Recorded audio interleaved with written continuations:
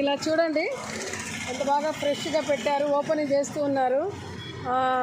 ఆకుకూరలు, కూరగాయలు ఇవన్నీ కూడా చూడండి. ఎంతమ్మా ఈ కట్ట? గట్టిగా చెప్పాలి నువ్వు. ఓకే, 30 ఉంది, 40 ఉంది మేడం. 30, 40, 20. ఏమి ఈ బిజినెస్ చేయాలని ఎందుకు అనుకున్నావు? ఇంట్లో సంపాదన గట్టిగా చెప్పు. ఇంట్లో సంపాదన తక్కువ ఉంది కదా, ఇంట్లో పిల్లలు తక్కువలా మనం చేసుకుంటే గట్టిగా చెప్పాలి. మీ ఆయనకి సపోర్టివ్గా ఇప్పుడు మా ఆయన లేడు, మనకి ఇదే గట్టిగా చెప్పు. మనకి ఇంకేం ఆధారం లేదు కదా, ఇంకా మగవాళ్ళు ఉంటే వాళ్ళు చేస్తూ ఉన్నారు, వాళ్ళు లేరు కాబట్టి ఇంకా నాకు ఇదే కష్టం. ఏమైనా మంచి లాభం ఉందా మా బిజినెస్లో? కూలిపాటు వస్తుంది. పిల్లలు ఉండారా? ఉన్నారు, ఇప్పుడు ఉన్నారు. చదువుతున్నారా? చదివిస్తావా? చదివిస్తాడు మేడం, ఆకుకూరలు అమ్ముకొని చదివించుకుంటాడు. ఓకే, ఎవరైనా సరే ఈ నా వీడియో చూసిన వాళ్ళందరూ కూడా, నీ పేరేమ్మా? సరస్వతి షాప్కి వచ్చి ఆకుకూరలన్నీ కొనండి. చూడండి ఎంత మంచిగా ఫ్రెష్గా పెట్టి ఎంత బాగా చూసుకుంటాం చూడండి. ఇక్కడ కూడా ముందు వస్తానుండు సరస్వతి. ఓకే, చూసారా ఫ్రెష్గా వెజిటేబుల్స్. మార్కెట్లో ఒక రేట్ ఉంటుంది, ఇక్కడ ఒక రేట్ ఉంటుంది, కానీ ఏదో ఒక 5 రూపీస్ 10 రూపీస్ ఏదైనా వాళ్ళకి ఎక్కువగా రేటు తగ్గించకుండా ఇట్లా వాళ్ళ దగ్గర మనము కొనాలి. మీ పేరమ్మా? మేడం పోయిందమ్మా. ఏమి ఎందుకు చేస్తానో ఈ బిజినెస్? బతికేదాని కోసం మేడం, బతికేదానికి. అంటే ఓనర్లు వేరే వాళ్ళు ఉంటారు, నేను కూలీ చేస్తాను మేడం. ఓనర్లు వేరే వాళ్ళు ఉంటారు, నాకు రోజు 400 ఇస్తారు. కల్లా 6కు వస్తే సాయంత్రం 6 వరకు, 6, 7 కూడా అయిపోతుంది. ఈ షాప్ నీది కాదు? మాది కాదు. ఓహో, షాప్ నీది కాకపోయినా ఇక్కడ నేను కూలికి పని చేస్తున్నావు. పని చేస్తాను. చూసారా, ఈమె మాట వింటుంటే ఎంత బాధగా ఉంది. దీనిపైన రేట్లు 6కు వస్తే 5:30, 6కు వస్తే సాయంత్రం 7 అయిపోతుంది మేడం. 400. ఇప్పుడు మా ప్రభుత్వం కూడా ఇట్లా వాళ్ళని కొంచెం ఎక్కువగా పెన్షన్లు ఇవ్వడము అవన్నీ చేస్తే వీళ్ళకి ఒక జీవనోపాధి, ఒక జీవనాధారము రోజు నెలసరి కాకుండా రోజువారీ గడుపుకోవడం కోసము ఉపయోగించుకుంటారు. పాపం ఎంత బాగా. ఇక్కడికి మార్కెట్కి తేడా ఏముంటుందమ్మా? అక్కడికి ఇక్కడికి ఒక 5 రూపాయలు తేడా ఉంటుంది. అంతేనా? అంత తూకంలో అంత లకోజులు అవన్నీ కమిషన్లు అన్నీ ఉంటుంది కదా, దానివల్ల ఆట ఆయనకి ఇవ్వాలా. ఇక్కడ రోజు 100 రూపాయలు కట్టాలి, దానివల్ల రేటు మీద ఒక 5 రూపాయలు ఉంటుంది. 5 రూపాయలు 3 రూపాయలు కాయ పట్టి. ఇప్పుడు క్యాబేజ్ ఎంత కిలో?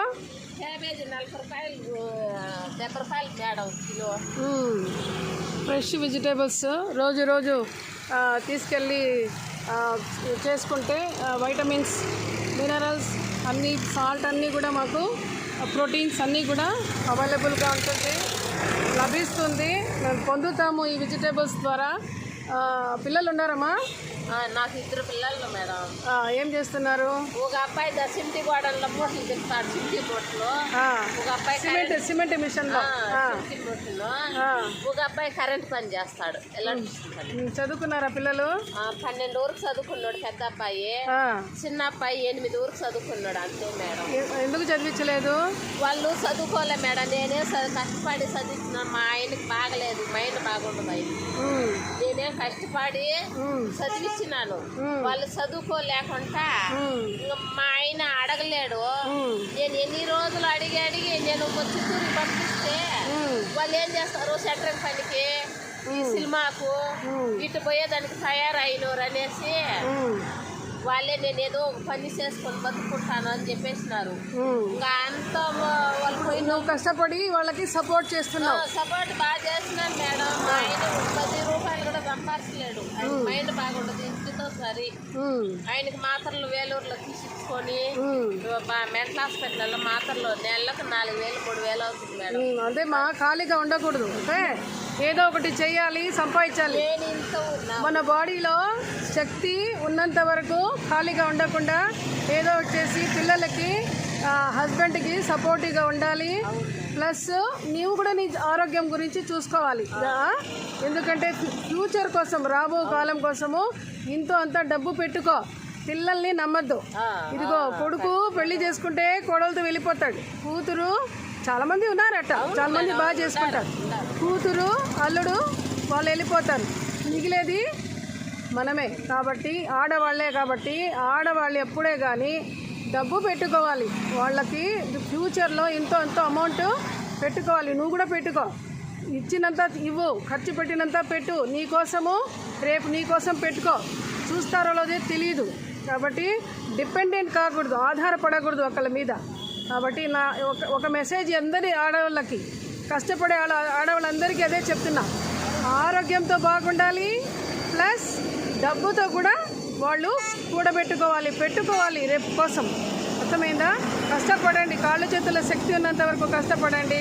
కూర్చొని తినేనట్టు డబ్బులు పెట్టుకోండి. ఇప్పుడు ఇవేవో వస్తున్నాయి కదా, సచివాలయాలకు వెళ్ళి ఎన్ని పెన్షన్స్ రాయించుకోండి.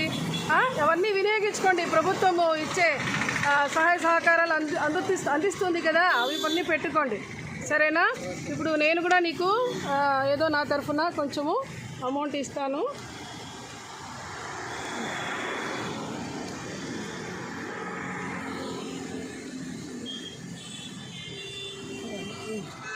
ఇదిగో టిఫిన్, టీ ఏమైనా నువ్వు నా తరఫున కాదు. ఓకే, ఇంకా బాయ్.